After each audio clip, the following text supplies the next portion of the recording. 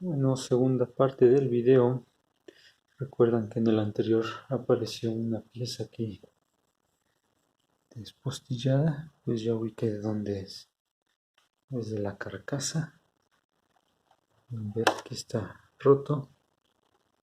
En el envío seguramente no lo manejaron bien.